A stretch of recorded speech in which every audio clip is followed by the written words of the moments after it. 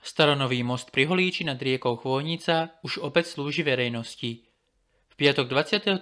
mája sa uskutočnilo jeho slávnostné otvorenie aj za účasti primátora Zdenka Čambala, predsedu Trnavského samosprávneho kraja Jozefa Vyskupiča a krajskej podpredsedníčky Veroniky Buc.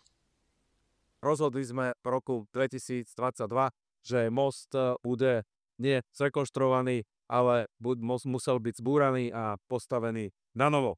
Prijali sme preventívne opatrenia a pripravilo sa toto komplexné riešenie.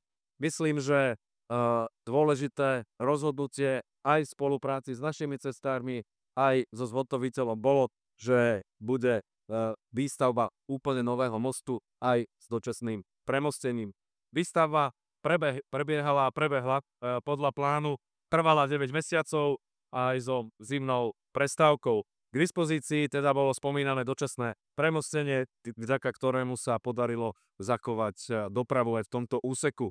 Celková investícia prekročila 1 milión eur. Počas výstavby mosta bolo hneď vedľa sprístupnené dočasné premostenie, ktoré splnilo svoju funkciu a tak nebola pre vodičov potrebná dlhá obchádzka.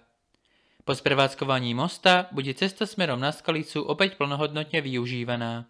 Táto cesta je dosť frekventovaná, no a som rád, že sa vyčlenili prostriedky, že sa relatívne rýchlo zrekonštruoval aj s výstavbou toho náhradného premostenia a že sa zvýši nielen plynulosť premávky, ale hlavne bezpečnosť. To je dôležité a som presvedčený, že kvalitne urobený je počas tých povodní, prešiel aj takou zaťažkávajúcou spúšťou a odolal.